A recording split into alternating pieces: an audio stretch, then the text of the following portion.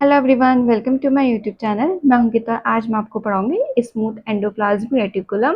जो हमारा smooth endoplasmic reticulum है, ये हमारा एंडोप्लाज्मिक रेटिकुलम का सेकंड टाइप है। जो हमारा स्मूथ एंडोप्लाज्मिक रेटिकुलम होता है, इसकी अपीयरेंस जो होती है वो स्मूथ होती है, क्योंकि इसमें हमारा राइबोसोम्स प्रेजेंट नहीं होते हैं। तो अगर राइबोसोम्स उसके सरफेस में प्रेजेंट नहीं है तो सरफेस है वो स्मूथ होगा, इसलिए हम इसे स्मूथ एंडोप्लाज्मिक रेटिकुलम बोलते हैं। फर्स्ट पॉइंट में यही है, it is the endoplasmic reticulum with smooth appearance, कि ये हमारा एंडोप्लाज्मिक रेटिकुलम है जिसका अपीयरेंस स्मूथ है। It is also called a granular reticulum. इसे हम ए ग्रेनुलर रेटिकुलम भी बोलते हैं, क्योंकि इसमें राइबोसोम्स प्रेजेंट नहीं होते हैं, इसलिए हम इसे ए ग्रेनुलर रेटिकुलम बोलते हैं। It is form by many interconnected tubules. ये जो इसका स्ट्रक्चर है वो ट्यूब्यूल से फॉर्म होता है, मतलब बहुत सारी ट्यूब्स होंगी जो आपस में इंटरकनेक्टेड होकर हमारा स्मूथ एंडोप्लाज्मिक रेटिकुलम को फॉर्म करेगी, इसलिए हम इसे ट्यूबुलर एंडोप्लाज्मिक रेटिकुलम भी बोलते हैं। ये रहा इसका स्ट्रक्चर। तो इसमें क्या है, ये ट्यूब लाइक स्ट्रक्चर है हमारे, जो कि क्या है, सब एक दूसरे के साथ इंटरकनेक्टेड है ये सारी ट्यूब्स, और फॉर्म करी हमारा स्मूथ एंडोप्लाज्मिक रेटिकुलम। नेक्स्ट है हमारा functions of smooth endoplasmic reticulum. सबसे फर्स्ट है synthesis of non protein substances. जो हमारा स्मूथ एंडोप्लाज्मिक रेटिकुलम है, ये हमारे नॉन प्रोटीन सब्सटेंसेस को सिंथेसाइज करता है।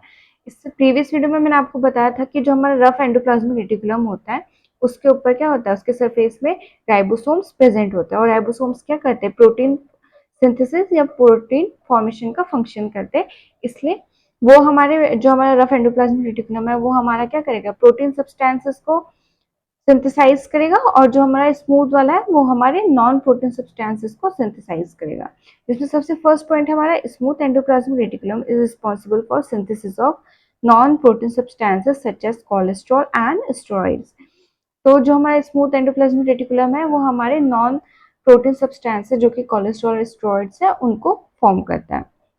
This type of endoplasmic reticulum is abundant in the cells that are involved in the synthesis of lipid, phospholipid, lipoprotein substances, steroid hormones, sebum and तो जो हमारे smooth endoplasmic reticulum होता है, वो हमारे क्या करता है, सिंथेसाइज करता है हमारे लिपिड को, फॉस्फोलिपिड को, लाइपोप्रोटीन्स को, स्टेरॉइड हार्मोन्स को, सीबम को।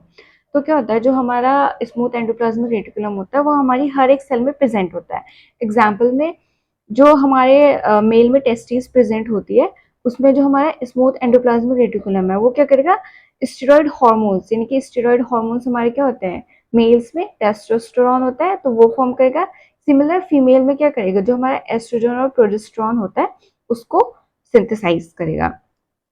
सेम ऐसे हमारा लिवर सेल्स होती है, लिवर में क्या करता है, जो हमारे बाइल एसिड्स होते हैं वो हमारे क्या होता है, वो भी हमारा स्मूथ एंडोप्लाज्मिक रेटिकुलम ही उसे फॉर्म करता है। साथ ही साथ जो हमारे एलडीएल हो गए और वीएलडीएल हो गए, जो हमारे ये फैटी एसिड्स प्रेजेंट होते हैं, और हमारे जो हाई डेंसिटी वाले होते हैं, वो सारे के सारे क्या होता है, हमारा स्मूथ एंडोप्लाज्मिक रेटिकुलम ही फॉर्म करता है। In the most of other cells, smooth endoplasmic reticulum is less extensive than the rough endoplasmic reticulum. जो हमारा स्मूथ एंडोप्लाज्मिक रेटिकुलम होता है, वो कंपेयर करेंगे अगर हम रफ एंडोप्लाज्मिक रेटिकुलम से, तो वो कम एक्सटेंसिव होता है। हमारा जो रफ एंडोप्लाज्मिक रेटिकुलम होता है वो ज़्यादा एक्सटेंसिव होता है comparison to smooth endoplasmic reticulum. Second, हमारा role in cellular metabolism. Outer surface of smooth endoplasmic reticulum contains many enzymes which are involved in various metabolic process of the cell. तो जो हमारा सेल होती है, example में ये cell है, तो उसमें क्या होगा, जो इसके हमारी सेलुलर जो हमारी मेटाबॉलिक प्रोसेस होती है वो हमारे क्या करता है, स्मूथ एंडोप्लाज्मिक रेटिकुलम करता है, क्योंकि इसके पास क्या होता है, एंजाइम्स प्रेजेंट होते हैं। एग्जाम्पल के लिए हमारा जो ग्लूकोज होता है वो हमारा सेल में एंटर करता है ग्लूकोज के ही फॉर्म पे, और एग्जिट भी करेगा हमारा ग्लूकोज के ही फॉर्म में। लेकिन जब हमारा ग्लूकोज सेल के अंदर एंटर करता है, वो हमारा कन्वर्ट होता है ग्लूकोज 6 फॉस्फेट में, जो कि बायोकेमिस्ट्री में इसके रिएक्शंस होती है। तो हमारा ग्लूकोज 6 फॉस्फेट जो होता है वो हमारा क्या करता है, सेल के अंदर ग्लूकोज एंटर करेगा, फिर वो क्या होगा, G6P में कन्वर्ट हो जाएगा उसका, लेकिन वो G6P यानी कि ग्लूकोज 6 फॉस्फेट डायरेक्ट एग्जिट नहीं कर सकता है हमारी सेल से। तो उस टाइम पे क्या होता है, जो हमारा यहाँ पे न्यूक्लियस प्रेजेंट है इसके आसपास क्या होगा, हमारा रफ एंडोप्लाज्मिक और स्मूथ एंडोप्लाज्मिक रेटिकुलम हमारा प्रेजेंट होगा। तो ये क्या करेगा, ये इसके अंदर एंटर करेगा, हमारा स्मूथ एंडोप्लाज्मिक रेटिकुलम के अंदर एंटर करेगा। तो इसमें क्या होगा, एंजाइम प्रेजेंट होता है हमारे SER में। तो हमारा कौन सा होगा इसमें, फॉस्फेटेज करके एक हमारा एंजाइम होता है फॉस्फेटेज। तो जो वो क्या करता है, जो हमारा फॉस्फेट ग्रुप है हमारा ग्लूकोज के साथ, उसको एलिमिनेट कर देगा हमारे ग्लूकोज से हटा देगा। तो क्या बच जाएगा, हमारा सिर्फ ग्लूकोज बच जाएगा यहाँ पे, और ये ग्लूकोज हमारा सेल से एग्जिट हो पाएगा। तो यहाँ पे हमारा क्या होगा, सेलुलर मेटाबॉलिज्म, यानी कि कोई हमारा सब्सटेंस आया, उसको क्या करा, जो हमारे SER में हमारे एंजाइम्स प्रेजेंट है उन्होंने उसका मेटाबॉलिज्म करा। थर्ड है हमारा storage and metabolism of calcium. Smooth endoplasmic reticulum is the major site of storage and metabolism of calcium। जो हमारे स्मूथ एंडोप्लाज्मिक रेटिकुलम होता है वो कैल्शियम को स्टोर भी करता है और उसका मेटाबॉलिज्म भी करता है। In skeletal muscle fibre it release calcium which is necessary to trigger the muscle contraction. जो हमारी मसल्स होती है, ये हमारा मसल सेल है। तो इसमें क्या होता है, यहाँ पे हमारा प्रेजेंट है, एग्जाम्पल के लिए हमारा सार्कोप्लाज्म। जो हमारा हर सेल में हमारा एंडोप्लाज्मिक रेटिकुलम बोलते हैं, लेकिन जो हमारी मसल सेल्स होती है उसमें हम उसे सार्कोप्लाज्म बोलते हैं। तो सार्कोप्लाज्म में क्या होगा, यहाँ पे हमारा कैल्शियम स्टोर होता है, कैल्शियम स्टोर होता है यहाँ पे 2+। ठीक है, तो जो हमारा कैल्शियम होता है वो क्या करेगा, यहाँ पे हमारी फाइबर्स है, मायोफाइबर्स है।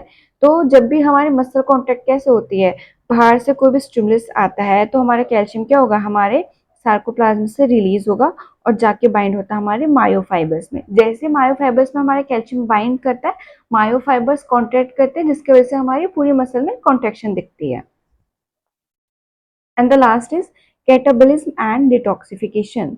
Smooth endoplasmic reticulum is also concerned with catabolism and detoxification of toxic substances like some drugs and carcinogens, cancer producing substances in the liver।